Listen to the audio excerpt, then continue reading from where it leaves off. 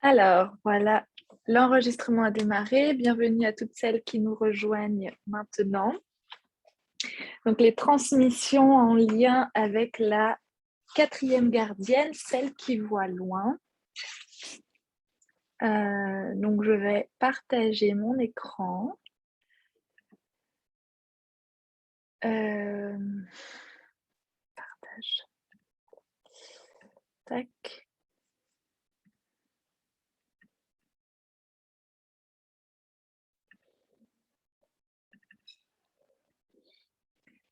Voilà, je vous vois. Alors, pendant cette transmission, les filles, n'hésitez pas à enrichir de vos expériences, de vos questions, de m'arrêter si c'est trop, si c'est pas clair pour vous, etc. Ça peut aider aussi celles qui voient le replay. Donc, sentez-vous à l'aise par rapport à ça. Je vais faire de mon mieux pour garder du temps à la fin pour vos questions et pour échanger peut-être plus spécifiquement sur chacune, sur vos propres expériences. Et puis le cercle de clôture de notre temps. Donc, j'ai fait cette décision de vous apporter des connaissances et des savoirs qui viennent aussi d'autres traditions qui font écho quand je lis La Gardienne, de ma façon à moi de comprendre et de ressentir ces enseignements. On pourrait très bien, comme j'ai pu le vivre dans d'autres cercles des gardiennes, simplement décortiquer le texte, mais je trouve intéressant d'élargir et je vous laisse vraiment vous-même voilà, relire le texte, le réécouter, lire l'incantation et toutes les méditations et tous les textes que vous recevez tous les jours sont vraiment purement de cette tradition-là.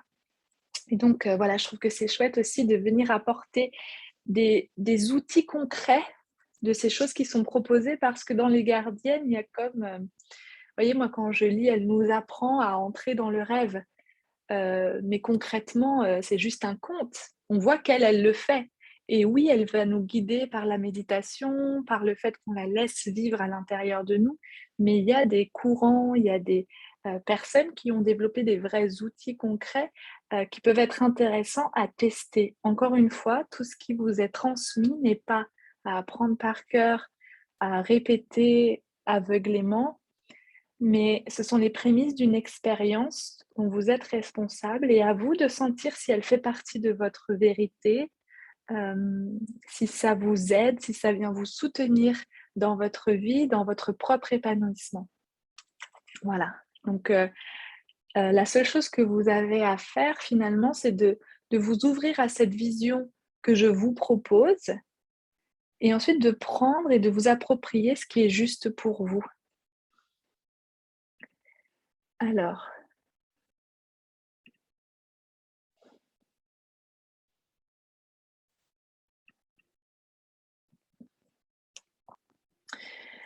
donc je commence directement dans le vif du sujet. Donc, avec ces est-ce que vous voyez les petites, vidéos là avec nos têtes? Ah non, OK. Oui? Mais est-ce que c'est au milieu de l'écran ou c'est sur le côté? C'est sur le côté? OK, parce que moi ça me gêne. Bon, j'arrive pas à le mettre. Si je le baisse comme ça? OK.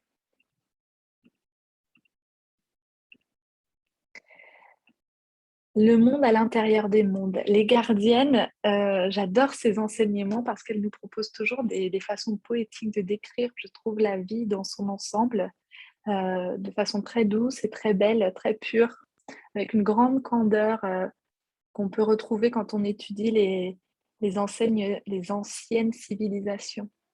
Donc les mondes à l'intérieur des mondes, on le retrouve souvent dans ce conte, hem et ça fait, écho du coup sur les koshas en yoga. Ce sont ces corps énergétiques, mais qu'on peut retrouver en médecine chinoise, dans plein de traditions. Ici en yoga, on en identifie 5, mais dans d'autres traditions, on va pouvoir en identifier 7 avec, ces lois, du 3 et du 7. Donc on pourrait encore découper un corps ici en 2 pour faire 7. Mais on va voir aussi que 3, si vous en retenez 3 à la fin de cette conférence, ce sera déjà intéressant. J'ai mis cette image-là simplement pour vous montrer que tout ce que vous avez, toute l'expérience plus énergétique et subtile que vous pouvez faire, c'est à l'intérieur de vous.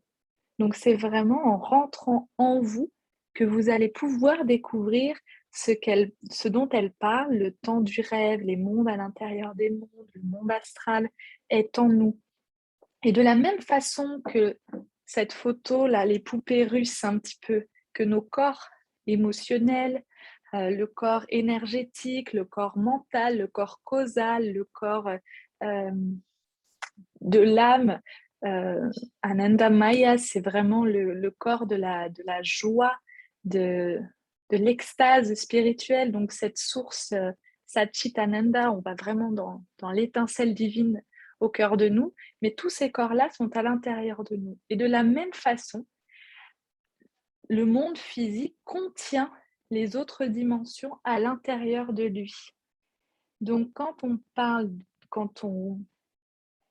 par exemple de la 4e dimension dont parle Einstein, de cette vibration quand on va à la vitesse de la lumière, quand l'énergie, quand la matière vibre à la vitesse de la lumière, elle disparaît, elle est absorbée dans cette 4e dimension où le temps est vraiment différent, où les lois qui régissent cette dimension sont différentes, et bien c'est à l'intérieur de la matière. Et il y a des mondes, et il y a des traditions qui parlent qu'il y a vraiment, qui parlent de 7 dimensions. Mais déjà, en science, on est en train de montrer l'existence, depuis Einstein et depuis sa théorie des courbes, etc. On est en train de vraiment montrer, de comprendre l'existence de cette 4e dimension. Donc aujourd'hui, on va essentiellement se concentrer sur cette 4e dimension. Il y avait un autre nom, mais on peut l'appeler vraiment le monde astral. Ça vous a peut-être parlé aussi. C'est une façon où, et dans la tradition amérindienne, on va parler du temps du rêve. Donc, si vous voulez, on rentre tous et toutes dans la 4e dimension tous les soirs, toutes les nuits. C'est quelque chose dont on est tous capables.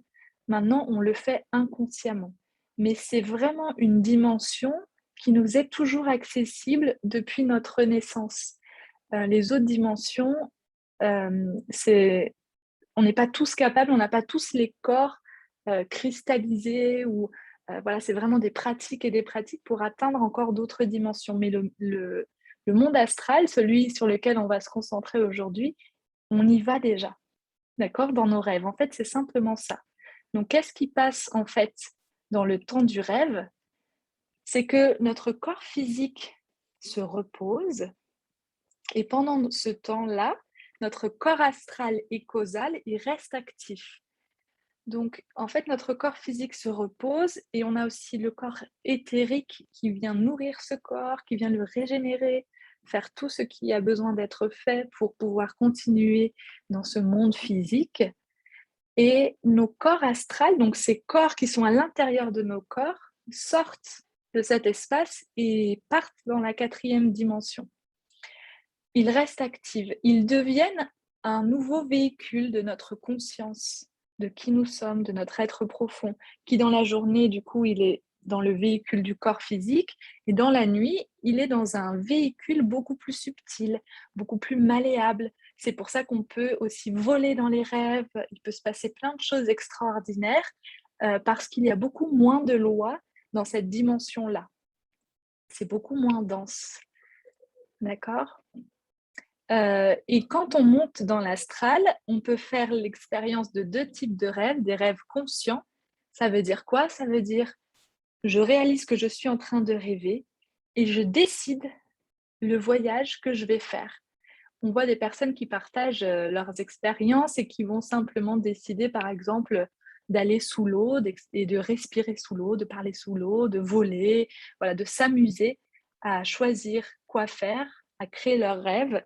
Mais on peut aussi utiliser ce temps du rêve pour étudier, pour rencontrer des maîtres, des êtres qui vivent dans cette dimension-là, pour faire des expériences de communication, pour aller visiter des espaces, notre soi. On en reparlera, mais le rêve conscient, c'est-à-dire que moi, je décide, je réalise que je rêve et je décide quoi faire. Il y avait un film avec Leonardo DiCaprio qui était sorti là-dessus, un petit peu. Je ne sais pas comment ça s'appelait, si vous le connaissez, mais il parlait un peu de cette notion-là. Mais la plupart du temps, on fait des rêves inconscients, c'est-à-dire qu'on n'est pas capable de réaliser au moment où on rêve qu'on est en train de rêver. Et pourquoi on va essayer de comprendre pourquoi on fait des rêves inconscients la plupart du temps, et justement pour nous permettre de voyager dans ces espaces-là consciemment. Il va y avoir 2 façons de voyager dans ces espaces-là. Ça va être de devenir conscient quand on rêve, ou deuxièmement, de simplement pas si simple, mais ou de développer le dédoublement astral, c'est-à-dire je me mets moi-même dans un état de conscience spécifique et je pratique cette sortie de corps. Donc c'est Alice qui disait j'aimerais sortir de mon corps, je ne sais pas comment faire, mais voilà, c'est une expérience où je sors, ça demande beaucoup d'énergie, ça demande énormément d'énergie pour propulser son corps astral et causal dans la 4e dimension. Mais le plus simple, ça reste d'apprendre à devenir conscient pendant nos rêves. C'est ça dont je vais vous parler essentiellement aujourd'hui. Alors, avant de vous parler de tout ça, j'ai besoin de vous rappeler certaines bases, parce que sinon, on ne peut pas vraiment comprendre ce qui se passe et du coup, comment prendre le lead là-dessus. Donc, les humains, si on parle de l'état de conscience, on peut diviser en 4 notre état de conscience, notre état d'esprit, notre façon de vivre au quotidien. Quand on dort, on est dans un état de conscience, le sommeil. Donc, on est vraiment en train de dormir et en train de rêver, d'accord? L'humain dort vraiment physiquement, son corps physique dort. Ensuite, on parle de l'état de veille, qui est l'état de conscience de la plupart des humains. C'est ce dont on a déjà parlé, c'est-à-dire je vis de façon hypnotique. Je crois que je suis réveillée, mon corps physique est réveillé, mais je suis dans des automatismes, des répétitions. Je n'ai pas vraiment conscience de ce que je fais. Je vis dans le passé, je répète le passé, j'attire toujours les mêmes situations, je vis des espèces de boucles encore et encore. D'accord? Puis vient le moment où vous rencontrez des personnes qui vous proposent de vous éveiller, de vous poser des questions. Vous commencez à vous dire: «Mais qui je suis? Qu'est-ce que je veux? Qu'est-ce qui est réel? C'est quoi ça? Ah, mais c'est ce que ma mère faisait toujours, ou c'est ce que ma famille a toujours fait. Je suis en train de répéter ce qu'on m'a dit, je suis en train de recracher tout ce qu'on m'a fait ingérer» et cetera. Donc toute cette inconscience au quotidien, je commence à mettre de la conscience dans mes actes, dans mes pensées, dans mes désirs, dans mes émotions. Je commence à réaliser et prendre la responsabilité de ma propre existence. Je commence à me connaître et je remets les choses en question, je pratique des choses nouvelles et je suis sur ce chemin d'autoconscience qui m'amène petit à petit à un état de conscience objectif, c'est-à-dire la conscience pleinement éveillée, celle des maîtres et des maîtresses de l'humanité, ces grandes personnes qui ont accès à toutes les dimensions, à cette connaissance, à cette sagesse, et on parle d'omniscience, d'omniprésence. Pour passer de l'un à l'autre, on pourrait diviser en plein de niveaux de conscience. Voilà, il y a plein de choses à étudier passionnantes. Mais ces 4 états, je trouve que c'est vraiment la base et c'est intéressant de les savoir. Donc, nous, moi compris, je crois qu'on est vraiment entre l'état de veille et l'état d'autoconscience. Et c'est pour ça que c'est l'essentiel pour moi aujourd'hui, à chaque fois qu'on ne sait pas quoi faire, quoi pratiquer, c'est vraiment de revenir dans la pleine conscience. On en entend parler partout, mais qu'est-ce que je fais? Où je suis? Et vous allez voir, pour pouvoir être conscient dans nos rêves, c'est en fait fondamental. Si je ne suis pas consciente dans ma journée, d'où je suis, de ce que je fais et de ce que je vis, c'est quasiment impossible que je devienne consciente dans mes rêves. J'avais une question, Mmh. pardon, hein. Je t'en Heu, prie. quelque Moi, j'entends beaucoup autour de moi. Moi, par exemple, je me souviens beaucoup de mes rêves, Mais il y a plein de gens que je connais qui s'en souviennent pas du tout. Est-ce que ça a un rapport avec la conscience et je sais plus ce que je voulais dire. Oui. Est-ce que ça a un rapport, en fait, quand tu dis conscient, inconscient, est-ce que ça a un rapport? Parce que tu as des gens qui se souviennent pas du tout de leurs rêves, par exemple, et d'autres qui s'en souviennent extrêmement bien. Mmh. Alors je pense qu'après ça, c'est comme tout, en fait, on a tous les mêmes potentiels, les mêmes facultés qu'on peut développer, mais il y en a qui naissent avec des facultés, déjà là ou déjà pratiquées dans des vies avant ou peu importe, voilà, peut-être, le cerveau qui se développe autrement. Mais si tu veux, la capacité de se souvenir des rêves, ça va être une des premières étapes pour petit à petit aussi devenir conscient de nos rêves. Donc, mais se rappeler de ses rêves, il y a des pratiques dont je vais vous parler à la fin. Ça va être par exemple souvent de rester immobile pour quand le corps revient, quand les corps astral et causal reviennent, je m'accroche et je me rappelle de mon rêve. Et c'est un muscle. Effectivement, il y en a pour qui ça se fait automatiquement, qui ont pris l'habitude de s'en rappeler, etc.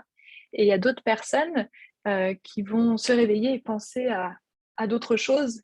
Et donc, il n'y a même pas l'espace de se souvenir du rêve. D'accord. Donc, Merci. ouais, ça répond à ta question. Oui, oui. Euh, Oui. Maintenant que je m'en rappelle, ça va être important pour l'analyse et pour la connaissance de soi. On va voir comment j'analyse mes rêves, etc. ensuite. Euh, mais je peux me rappeler de mes rêves, mais toujours rester inconscient dans mes rêves. Mais ça va être une première étape pour devenir conscient, pour réussir à observer et analyser et repérer des choses dans mes rêves symboliques, prophétiques ou des messages. Je vais pouvoir vraiment utiliser mes rêves, plus je m'en rappelle, comme un outil de connaissance de soi. Ça va être une première chose. Les rêves peuvent être un outil de connaissance de soi extraordinaire, de notre inconscient. Ils vont nous permettre de réduire l'espace entre de la membrane perméable entre l'inconscient et le conscient.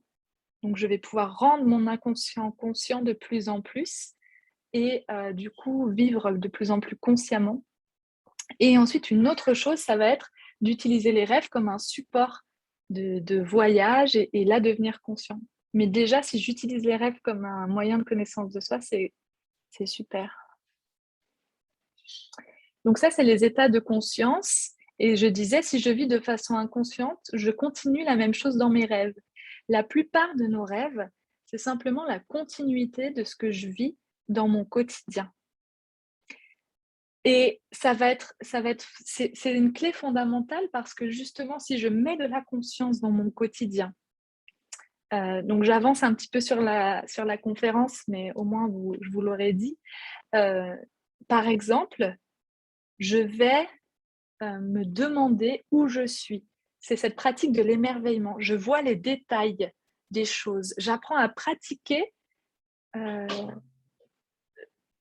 ouais, cette vision de je regarde les détails, je suis dans quelle dimension. Parce qu'en fait, au-delà de où je suis, finalement, derrière cette pratique, ce que je veux vous transmettre et ce que les maîtres veulent nous transmettre, c'est cette capacité à savoir dans quelle dimension je suis. Parce que quand je fais ça tous les jours, quand je me demande où je suis dans chaque lieu, quand je regarde, quand je suis attentive aux détails, je vais faire la même chose dans mes rêves. Et quand je vais faire ça dans mes rêves, je vais me dire, là, il y a un truc bizarre, je suis en train de rêver, où je suis? Si je me répète cette question constamment, en fait, comme mes rêves sont la continuité de ma journée, je vais donc me poser aussi cette question dans mes rêves. Et dans mes rêves, je vais pouvoir réaliser donc que je rêve. Donc, dans ma vie de tous les jours, je vais avoir cet état de présence et de conscience de savoir où je suis. Et je vais avoir cette réponse, je suis dans le monde physique, je suis dans cette dimension physique, etc., etc. Il y a des pratiques de regarder ses mains tout au long de la journée. Parce que si vous faites ça dans vos rêves, en fait, il peut avoir des choses qui apparaissent dans vos mains. Vous pouvez avoir les mains un peu transparentes ou des choses comme ça. Et donc, si vous le faites tout au long de la journée, vous allez le faire dans vos rêves et vous allez avoir ce moyen de réaliser que vous êtes en train de rêver, par exemple. Ou alors, c'est faire des petits sauts. Faire des petits sauts pour voir si vous vous envolez. C'est rigolo, mais vous pouvez faire ça dans votre journée. Et du coup, si vous faites ça, mais vraiment, c'est intéressant parce que si vous le faites tous les jours et de façon répétitive, eh bien, dans vos rêves, vous allez le faire. Et hop, vous allez sentir que vous êtes plus léger Et là, pareil, vous allez avoir une opportunité de réaliser que vous êtes en train de rêver. Donc voilà, ça, c'est des petits exercices rigolos à tester et à voir parce qu'en fait, en comprenant que mes rêves, c'est la même chose que je vis au quotidien, je vais donc vivre ma vie d'une certaine façon qui va m'amener à devenir conscient dans mes rêves ou à utiliser mes rêves pour recevoir des messages, pour me connaître, pour m'éveiller.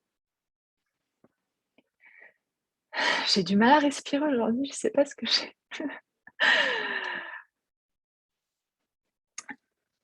Important aussi, avec cette notion que mes rêves sont la continuité de mon quotidien, je vous rappelle cette notion des 3 cerveaux et des 7 centres. Pourquoi? Parce qu'en fait, nos rêves, justement, maintenant, comme outil de connaissance de soi, vont être directement liés à ces centres énergétiques et à ces 3 cerveaux. Donc, on a le cerveau intellectuel, émotionnel et le cerveau instinctif qui comprend l'énergie instinctive, sexuelle et motrice. Okay, donc, c'est vraiment les 3 cerveaux. L'être humain est un être tricérébré. Les mammifères sont bicérébrés, ils ont un cerveau instinctif et émotionnel qui leur permettent de voir certaines dimensions. C'est très intéressant d'étudier la vision des animaux, comment ils perçoivent les choses. Par exemple, quand ils avancent, ils ont l'impression que ce sont les choses qui avancent vers eux. Ils n'ont pas cette conscience de la profondeur de cette 3e dimension. Puis il y a des êtres qui vont avoir seulement le cerveau instinctif. Et voilà, et nous, et maintenant la science y arrive, on a le cerveau intellectuel, le cœur et l'intestin, ils sont en train de voir qu'il y a des choses qui se passent, la colonne vertébrale, donc il y a ces 3 centres-là. Et ce que je veux vous transmettre aujourd'hui sur ces notions-là, c'est que ce sont comme des disques qu'on vient nourrir. Ça veut dire qu'à l'école, on remplit mon disque intellectuel, dans les films, on remplit mon disque émotionnel, et dans ma vie de tous les jours, selon ce que je fais, selon dans l'environnement où je suis, je remplis mon disque instinctif, sexuel, moteur. Et ces disques tournent, d'accord? Tournent sans cesse. Et ils tournent, et ils se répètent, et dans mes rêves, ils se répètent aussi. Ça continue de tourner. Donc, je vais revivre ce que j'ai vécu dans mon quotidien. Je vais revivre la même chose dans mes rêves. Sauf que si je me rappelle de mon rêve après, je peux vraiment avoir conscience de ce que je suis en train de vivre, dans quel centre je suis en train de vivre quelque chose, un nœud, une problématique que je revis. Je peux avoir conscience de mon état de conscience dans chacun des centres et je peux apprendre à voir mon état psychologique, mon état de conscience. Je peux recevoir des messages de connaissance de où j'en suis, de qui je suis. Ça va être le premier type de rêve. Où c'est? Attendez, j'ai appuyé sur trop de choses.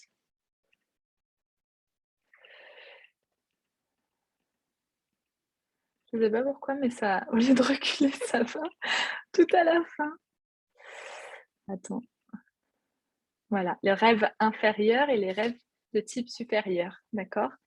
Donc, les petits poissons, c'est ma fille qui m'a aidé à faire les slides, j'ai oublié d'enlever. Que signifie le 3e œil, un rapport avec tout ça? Je réponds à ta question après. Donc, les rêves inférieurs vont être, comme je le disais, en lien avec ces 3 centres, ces 3 cerveaux. Et si on divise le centre instinctif, sexuel, moteur en 3, donc avec ces 3 énergies, d'accord? Ça va être les rêves de type inférieur, c'est-à-dire qu'on transporte automatiquement notre mécanique psychologique dans le rêve et on revit symboliquement ce qu'on a vécu dans notre journée. Comme dans notre journée, on peut vivre de façon automatique, ne pas réaliser vraiment ce qu'on vit, le rêve va nous donner des indications, une possibilité d'autoconnaissance de soi. Ok? Maintenant, si vous regardez dans cette image-là, il y a aussi 2 autres centres, l'émotionnel supérieur et l'intellectuel supérieur. Donc, justement, en lien avec les chakras, quand notre chakra cœur est ouvert, est équilibré en énergie équilibrée, qui fonctionne bien, on ouvre notre espace aux énergies, aux émotions supérieures, de la paix, de l'extase, de la dévotion, de la gratitude. On vient accéder à des émotions de type supérieur qui n'ont pas d'opposé, qui sont en lien avec notre être profond. Et ces émotions supérieures de paix, de gratitude, de présence, elles me permettent de percevoir le monde pour recevoir, donc de façon intellectuelle supérieure, des compréhensions des lois du cosmos, des organisations de la vie. C'est Einstein, hein, c'est Newton qui s'émerveille devant la pomme qui tombe, et dans son émerveillement, il reçoit la loi qui régit l'univers, la loi de la gravité, et il la pose, il pose des équations. Donc, j'ai cet intellectuel supérieur qui est relié en fait à l'intuition, à la connexion, et donc après le cœur, c'est vraiment ces ouvertures cette ouverture de cœur, quand je monte dans les chakras, va me permettre d'accueillir et de recevoir à travers les autres chakras, dont le chakra du troisième œil, ces visions, ces compréhensions, ces perceptions des autres dimensions, des lois et de ce qui se passe au-delà de l'œil physique. Et donc, on a un deuxième type de rêve qui est directement en lien avec le centre émotionnel et intellectuel supérieur, qui sont les rêves supérieurs. Alors, quand on dit supérieur et inférieur, ce n'est pas un jugement de valeur, hein, ça ne veut pas dire que les rêves inférieurs ne sont pas utiles. Ils font partie de la nature, ils font partie des forces qui existent dans le monde physique, ils font partie de ce qui est, tout comme nos pulsions instinctives, l'animal en nous, il est. Maintenant, on n'est pas des animaux, on en fait quelque chose d'autre de ces énergies-là, on les accueille, on ne les rejette pas, on les voit, on ne les nie pas, mais on ne vit pas dedans, elles ne nous emportent pas, d'accord? Donc elles sont pas moins bien ou à rejeter, mais elles sont à connaître. Et l'idée, c'est de cultiver principalement ces émotions supérieures, parce que si je cultive dans ma journée les émotions supérieures, je vais alors entrer directement dans les rêves de type supérieur, qui vont être symboliques, qui vont être parfois prophétiques. Ça va être des messages en fait de Ça va être des messages directs de notre être profond. Ça va être des expériences. Je ne sais pas si certaines d'entre vous ont vécu des rêves comme ça, ou qui ont changé leur vie, où elles ont des messages forts, des rêves qui ont marqué leur existence, où elles ont accédé à des espaces merveilleux, où les couleurs deviennent puissantes, où c'est beaucoup plus clair. Parce que dans les rêves inférieurs, en fait, les messages sont pas très clairs, c'est un peu le bordel, on se dit « oulala, mais c'est quoi ces rêves de fou ?» etc. Et dans le rêve, hein, le langage, c'est toujours le langage symbolique qui s'adresse directement à notre conscience. Et c'est intéressant de comprendre ce langage, de le connaître, d'apprendre à l'écouter, à le voir, à le regarder et à l'intégrer et en faire quelque chose. Donc, là, dans ce que je vous ai transmis, c'était vraiment pour vous faire comprendre que, voilà, on peut vivre deux types de rêves.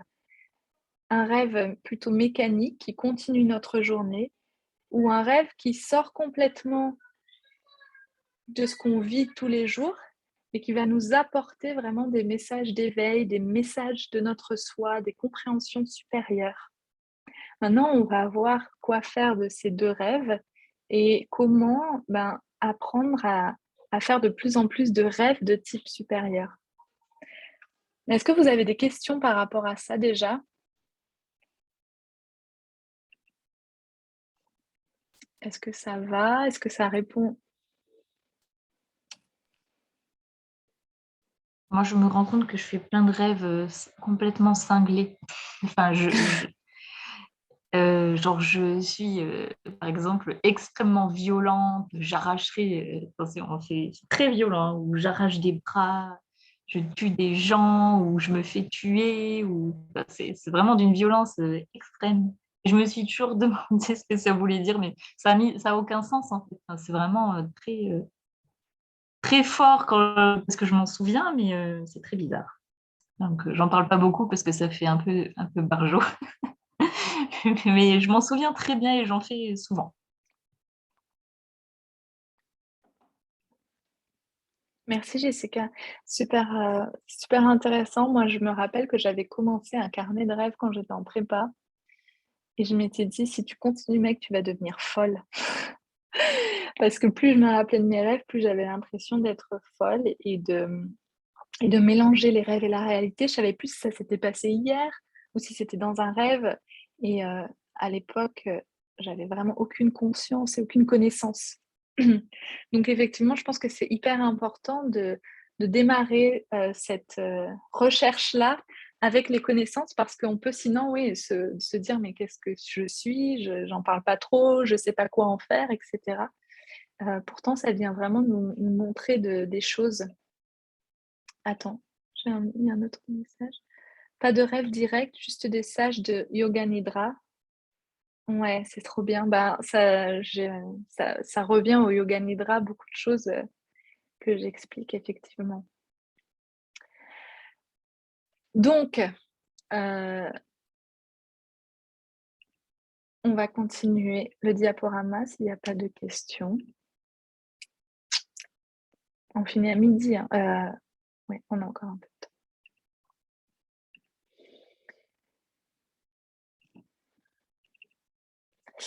Donc là, sur ce petit diaporama, je parlais du rêve éveillé, mais on en a déjà parlé, je ne vais pas passer trop de temps. Je vous rappelle juste du rappel de soi, parce que c'est vraiment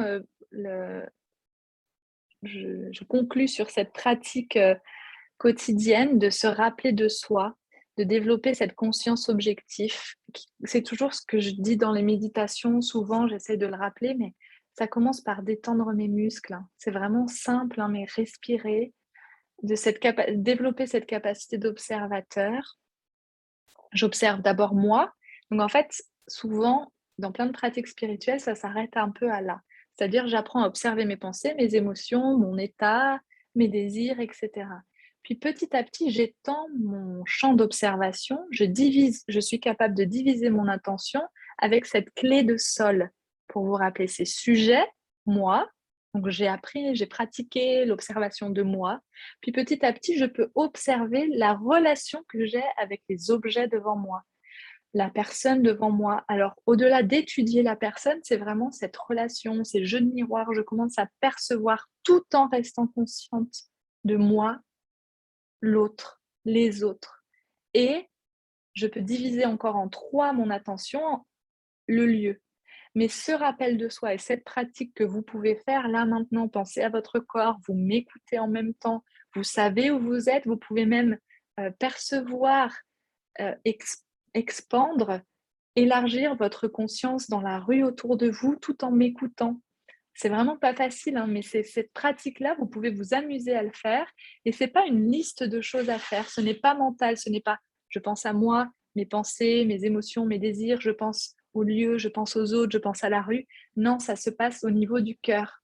Hein, c'est je viens développer cette perception émotionnelle, le ressenti des choses.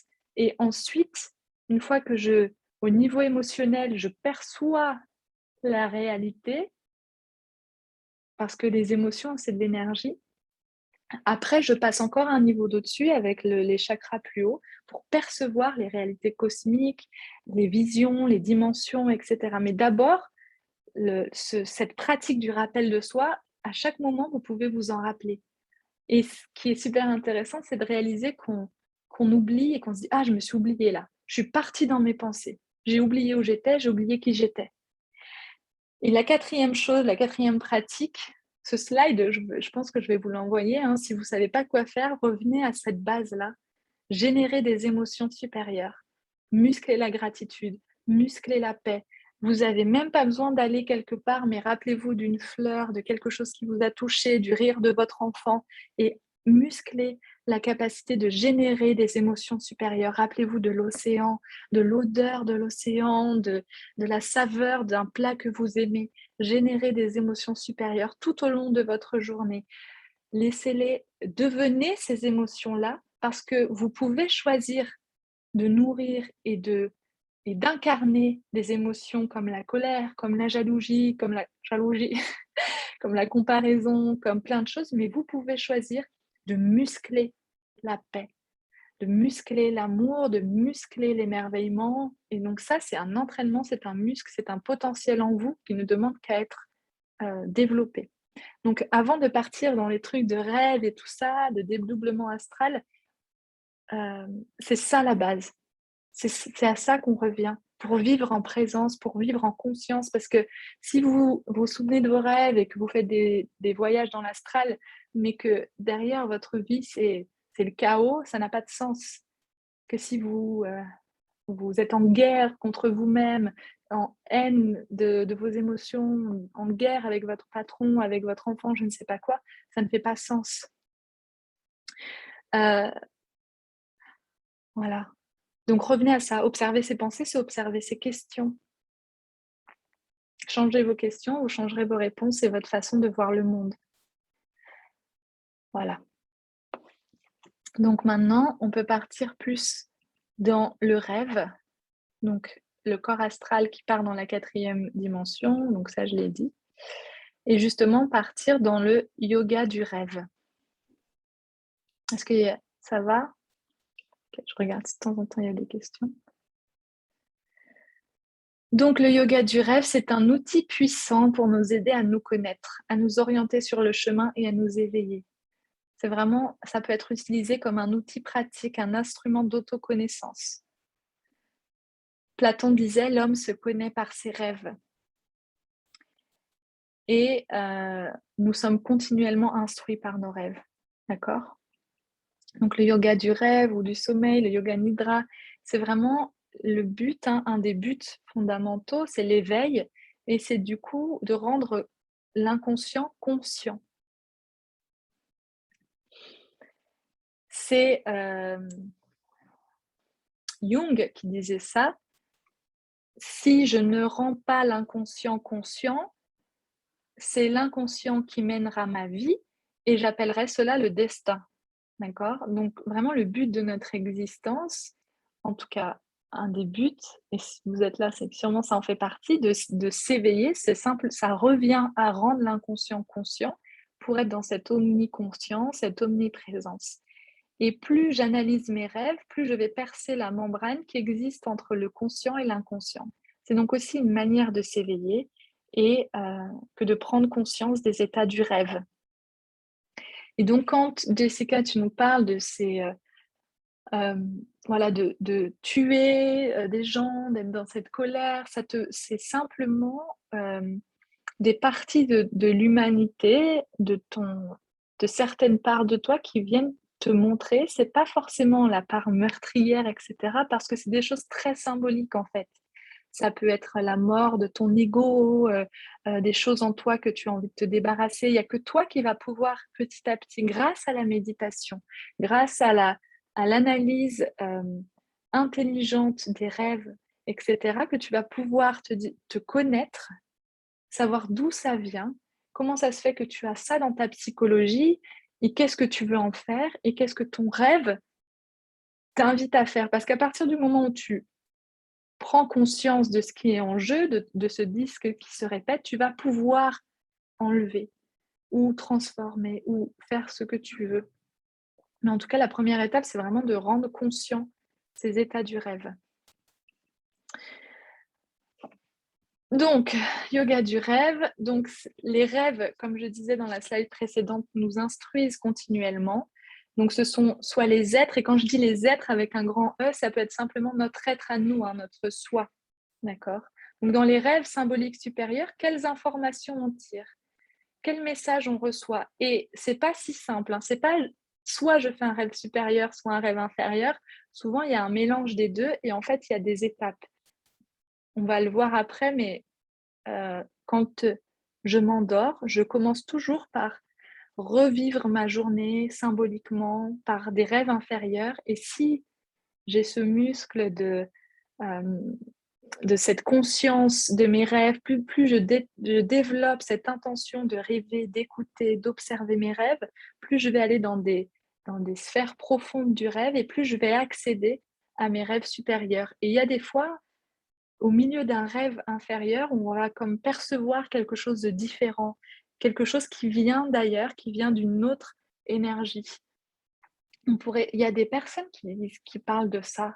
Alors moi, je suis pas trop dans ces lignées-là de transmission, mais je crois que c'est le bas astral et le haut astral ou quelque chose comme ça. J'ai déjà entendu ces mots-là. Je sais pas si ça ferait lien. Donc, dans les rêves supérieurs, on va vraiment avoir des messages de notre être profond ou des maîtres de toutes les traditions qui vont pouvoir venir nous communiquer ce qui nous manque, ce que nous avons en trop, ce que nous faisons de mal, qui nous détruit, ce qu'il faut que nous fassions, où nous nous situons.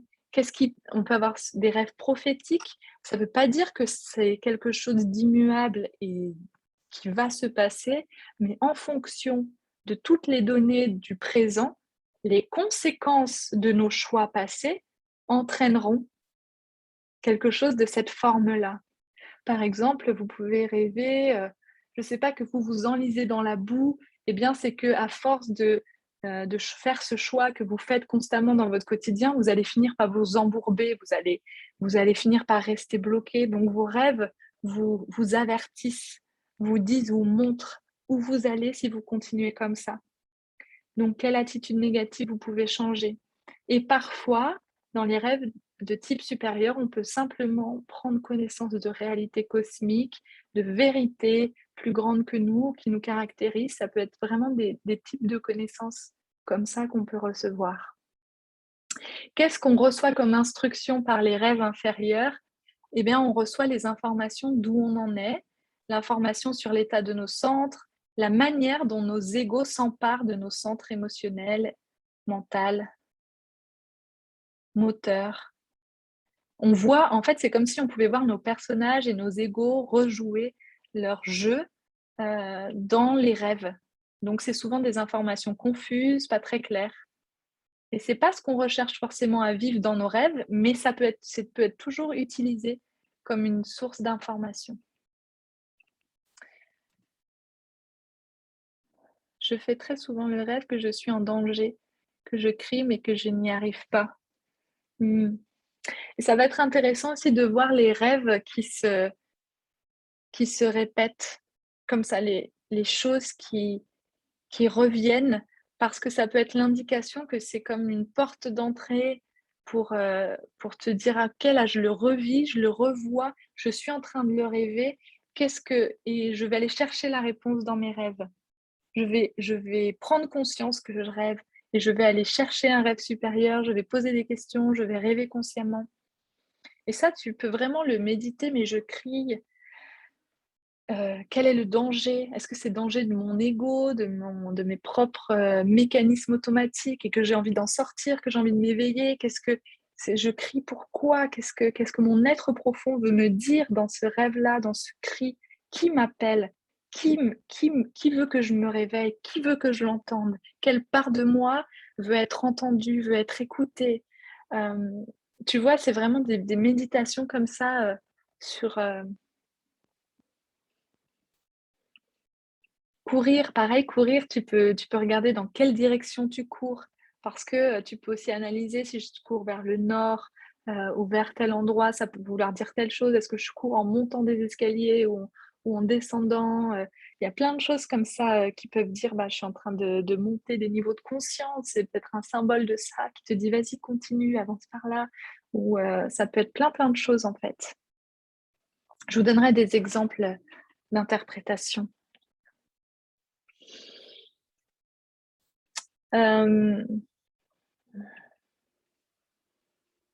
Donc, si je continue. Les rêves peuvent jouer donc le rôle de guide spirituel. Si aujourd'hui vous ne trouvez pas comme une personne qui vous inspire, qui vous transmet des enseignements, etc., en fait, vous pouvez vous contenter de vos rêves. Ils peuvent vraiment devenir de vrais enseignants.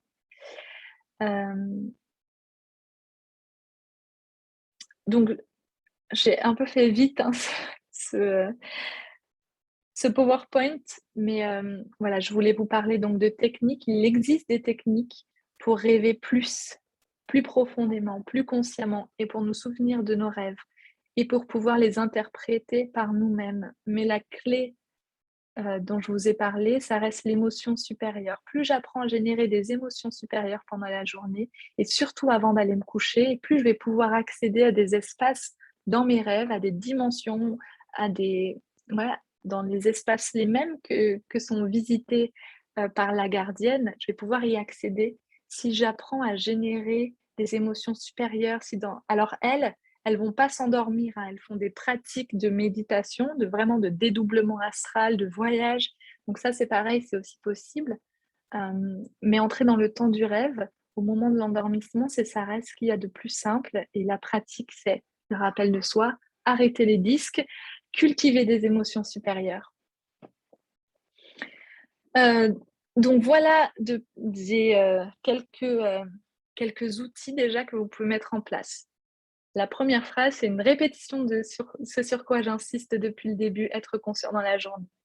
Ensuite, au moment du coucher, vous pouvez petit à petit commencer à développer ces routines-là, c'est-à-dire de vous coucher bien, de faire attention si vous êtes en train de ruminer, de penser à des choses, qu'est-ce qui tourne en boucle en vous, d'accord? Donc prenez le temps de lire un livre qui vous fait du bien, qui génère des émotions supérieures, d'écouter une musique qui vous fait du bien, de penser à des choses agréables, allez vous promener, médiater, ça ne veut rien dire, méditer, je vais l'écrire. Regardez les étoiles, vraiment, ça va être fondamental parce que si vous ne prenez pas ce temps-là, vous allez du coup partir directement dans des rêves inférieurs qui veulent rien dire, qui va être juste une répétition de ce que vous vivez. Alors oui, certes, vous pouvez voir d'où vous partez. C'est fondamental, encore, c'est très intéressant parce que si je ne sais pas d'où je pars, je peux aller nulle part. Je ne peux pas tracer un chemin si je ne sais pas d'où je pars. D'accord? Parce que si vous me dites, mec, je vais aller au Brésil, comment je fais? Je vais te dire, bah, t'es où? Parce que si t'es aux États-Unis ou en France, c'est pas le même chemin. Donc, c'est hyper important. C'est super de voir où vous êtes et ce qui se joue dans votre psychologie. Mais si vous voulez aller plus loin, c'est cette pratique du soir. Et dans votre chambre, ben c'est important qu'il y ait une belle ambiance, que vous vous sentiez bien. Vous pouvez mettre les couleurs primaires qui représentent les 3 forces créatrices. Vous pouvez prendre le temps bien de ranger. Quand vous allez vous coucher comme ça, c'est en harmonie, c'est ordonné, il n'y a pas de poussière sous le lit. Il y a vraiment voilà, avoir cette conscience et cette impeccabilité dans la tenue de votre chambre, de là où vous dormez. Et quand vous allez vous endormir, vous pouvez vraiment vous allonger, faire détendre vos muscles, détendre votre corps. Toute cette pratique que vous pouvez faire dans la journée en faisant vos activités quotidiennes du rappel de soi, vous le faites profondément avant de vous endormir avec l'intention de vous rappeler de vos rêves. Donc ça, c'est vraiment les pratiques de base pour rêver, pour développer ce muscle du dédoublement astral, de la conscience dans l'astral, de visiter cette dimension-là consciemment. Et ensuite, quand vous vous réveillez, eh bien, la première chose à faire, le premier outil, c'est de ne pas bouger. Moi, je sais qu'avec ma fille, j'ai énormément de mal parce que maintenant, c'est elle qui me réveille.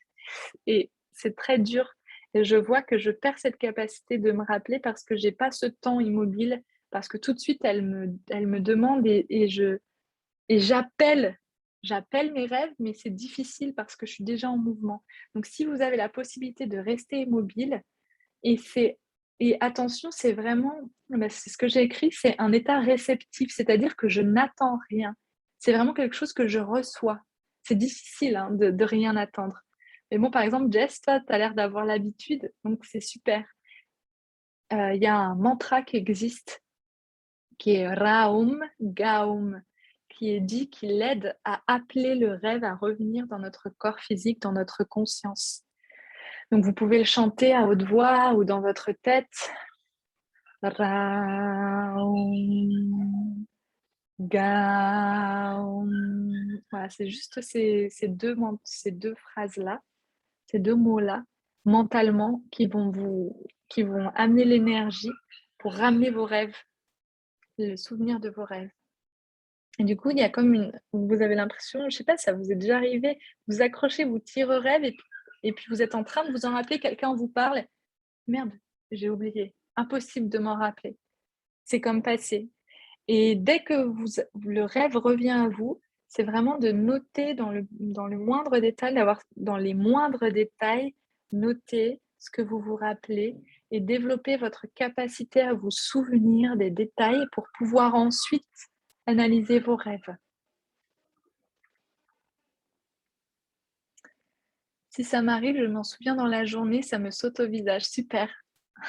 Tu as vraiment développé ce truc. Peut-être tu étais vraiment une rêveuse, dans une autre vie, tellement l'habitude de le faire. Hem et ben, dès que si tu as l'opportunité de noter quand tu t'en rappelles, tu peux vraiment prendre le temps de le faire. Donc voilà, déjà ça, si vous faites ça dans votre discipline quotidienne, dans votre quotidien, heu, le simple fait de noter et encore une fois, hein, si je crois et je suis assez convaincue que si vous faites à partir de la deuxième, la troisième, juste si vous vous rappelez de vos rêves et que vous les notez, mais que vous prenez pas le temps de générer ces émotions supérieures, ces états-là, vous allez simplement rêver vos défauts psychologiques, vos névroses, vos égos et cetera et au bout d'un moment, ça va être horrible de voir que ça. Donc c'est pour ça que j'insiste vraiment sur vivre consciemment, heu, cultiver des graines d'émotions supérieures, de paix, de gratitude. Parce que sinon dans vos rêves, vous allez vous rajouter dans votre journée la conscience de choses désagréables, quoi. Donc apprendre à analyser ses rêves, mais apprendre à rêver dans des espaces différents que simplement la répétition de votre quotidien. Donc peut-être, Jessica, par exemple, pour toi, ça peut être vraiment, je sais déjà me rappeler de mes rêves. Maintenant, mon objectif, ça va être de rêver, dans des émotions supérieures pour comprendre, pour avoir des compréhensions, pour recevoir des messages. Au lieu d'avoir juste l'intention de me rappeler de mes rêves, qui est le point de départ pour beaucoup, ça va être déjà de poser l'intention de recevoir des messages, des compréhensions, de me connaître, voilà, d'être vraiment dans l'observation, de regarder les liens entre mes rêves et ma journée et voir quand il y a quelque chose peut-être qui me montre, un chemin, une guidance, en faire quelque chose.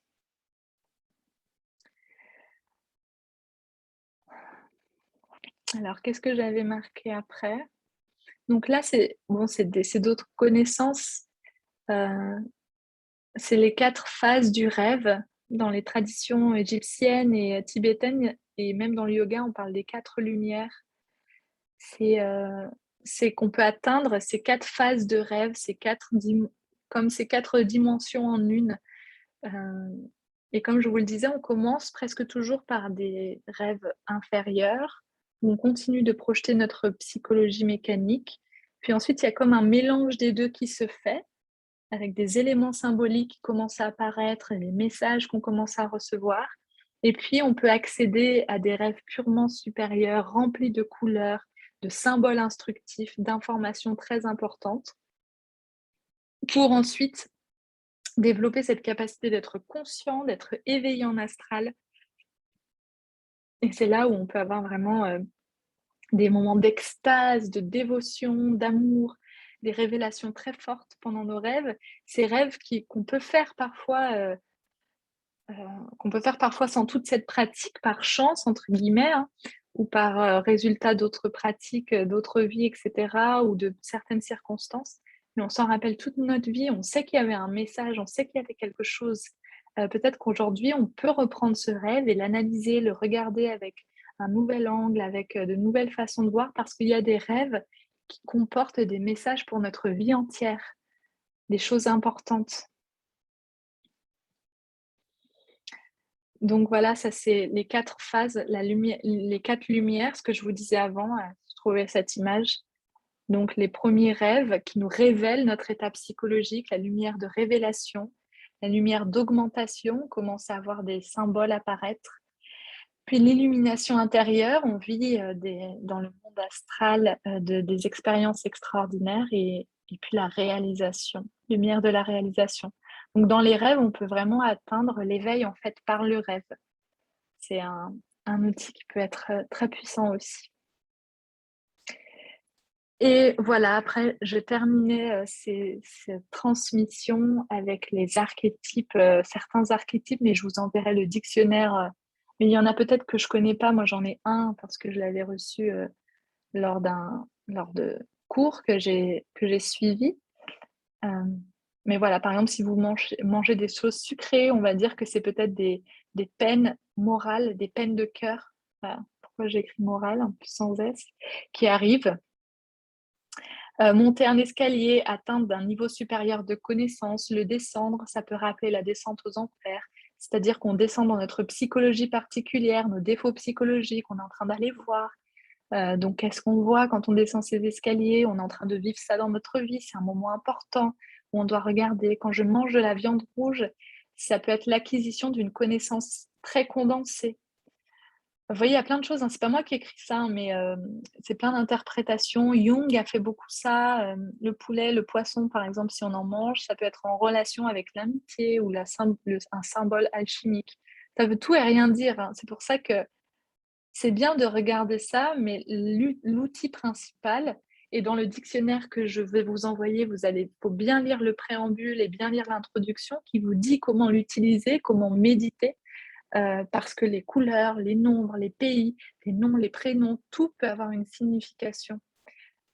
Donc c'est intéressant, il y a plein de supports qui existent, plein d'interprétations, mais vous seul pourrez être capable de savoir ce que ça signifie vraiment pour vous, quel est le message pour vous. Il y a quelque chose d'autre que je trouve intéressant, c'est qu'au-delà du temps du rêve et du vrai dédoublement astral, on peut accéder à des niveaux de conscience, par exemple par l'hypnose, par toutes les méditations, les visualisations créatrices que je fais avec vous, que vous écoutez. Vous pouvez accéder à des symboles très forts de votre inconscient. Donc, au-delà du rêve, au-delà du dédoublement astral où vraiment vous voyagez dans un autre monde, dans un autre corps, en restant en venant juste à l'intérieur de vous, on accède à des vrais symboles. Il y a, il y a quelques jours, là, j'accompagnais une cliente justement en hypnose et elle est allée dans l'océan, elle a vu des formes de poissons très spécifiques qui avaient une signification. Ça lui a permis de comprendre ce qu'elle était en train de vivre et ce qu'elle avait besoin de se dire ou de faire.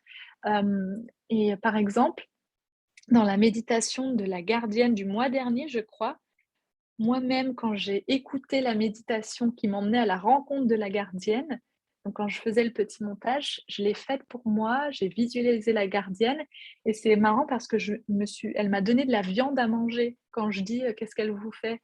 Je mange pas de viande. Et ça m'a marqué parce que j'aurais pas pu comme vouloir ça ou voilà, quelque chose. Et en fait, justement, de méditer dessus, c'est vrai que là, ils disent que c'est, dans le dictionnaire que j'ai, ils disent que c'est l'acquisition concrète de connaissances denses, etc. Et en plus, elle amène cette connaissance-là.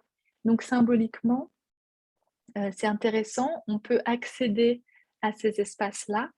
euh, de façon très facile en fait, par la méditation, par l'hypnose. Et vous pouvez apprendre à faire confiance déjà à ce genre de symbole, à regarder, à noter ce que vous avez vu pendant vos méditations, pendant les visualisations. Vraiment, regardez les détails si vous voulez creuser un petit peu plus. Euh, voilà, dans l'analyse, j'allais dire quelque chose, ça m'a échappé. Bon, c'est pas grave. En tout cas, ça vous emmène déjà dans des états modifiés de conscience. Ah oui, voilà, c'est ça. La méditation numéro 2 de ce mois, c'est une méditation d'expansion de conscience où donc on détend le corps, etc. Puis on élargit la conscience, on élargit la conscience. C'est une des méditations fondamentales, aussi une des pratiques de base que j'avais déjà mis dans un autre mois, exactement la même, enfin, à peu près parce que je le fais sans support, etc. Mais cette pratique d'expansion de la conscience vous permet en fait aussi de voyager. Vous voyagez vraiment hein, quand vous descendez, on descend et on imagine un jardin, etc. Vous êtes vraiment en train de voyager. Et des fois, vous pouvez vous surprendre à vivre des choses qui, vous voyez bien, ne dépendent pas que de vous. Et il y a des choses marquantes comme moi, par exemple, le mois dernier, ça m'a marqué, elle m'a donné de la viande, quoi. Et là, je sentais que j'avais vraiment atteint un état de conscience ou que j'étais partie quelque part où je pouvais recevoir des choses. Donc, si vous voulez refaire cette méditation plusieurs fois ou la garder ou pratiquer cette expansion de conscience, c'est quelque chose qui, si vous êtes intéressé par ces voyages, ça vous développe votre capacité de voyage astral. Voilà, c'est ça que je voulais dire. Donc, on pourrait parler de beaucoup de choses sur les dimensions, sur l'organisation du cosmos. Tout ça existe. Quand on cherche un petit peu, quand on s'intéresse à tout ça, il y a énormément de personnes passionnées par ça. Moi, j'aime beaucoup et je passe du temps à explorer ces espaces-là, mais j'avoue que je mets énormément d'emphase sur ce que j'appelle le bhakti en yoga. C'est mon centre, c'est mon tronc. Le reste, c'est des branches, des feuilles, des explorations que j'aime bien. Mais sur cette conscience et cette présence de chaque instant qui reste ma base et l'essentiel. Et tout ça n'est que du plus. Voyez, ça peut être extraordinaire, ça peut être de belles explorations, mais sans cette profondeur, cette base, je crois qu'on peut se perdre. Et on voit plein de gens dans le monde spirituel partir dans un ego spirituel, être complètement déconnecté de la réalité. Et c'est pour ça que cette gardienne de la justice, elle est vraiment là pour nous ancrer, pour nous demander de voir la réalité, les choses, les causes, les conséquences, d'élargir sa vision. Et on continue avec cette gardienne-là pour vraiment voir plus loin. Mais restons présents, restons avec du bon sens. Il y a beaucoup de gens dans le spirituel qui perdent le bon sens. Je ne sais pas si vous avez déjà vu, mais vraiment, j'avais mon enseignant de yoga, il disait ça, il disait la spiritualité, le bhakti yoga, c'est du bon sens. C'est vraiment du bon sens. Donc voilà, je vous emmène toucher à ces choses-là, mais avec cette vigilance. Les moines tibétains parlent de ce mot, le bouddhisme, le Bouddha disait la vigilance. Restez vigilant, restez présent, restez réel. Même si on part dans des choses comme ça. Pourquoi j'ai un truc qui me dit ça? Ok. Voilà les filles, il nous reste 10 minutes donc pour clôturer ce cercle. Merci de votre présence. Est-ce qu'avant d'arrêter l'enregistrement et de faire un petit cercle, il y a une dernière question? Est-ce qu'il y a des choses que vous aimeriez que j'approfondisse pendant les méditations? Alors, je vais vous donner d'autres méthodes dans les méditations. Là, j'en ai pas parlé. J'ai parlé que du rêve, mais je vous parlerai du dédoublement astral, des méthodes de concentration, de focalisation, de regarder aussi comme une flamme, où elle regarde de l'eau dans un bol noirci de médecine, etc. Il y a plein de choses qu'on fera qui peuvent vous faire partir aussi dans des niveaux de vibration différents, dans des états de conscience différents. Voilà un petit peu le programme du mois. Faites-moi penser à vous envoyer le dictionnaire si j'oublie.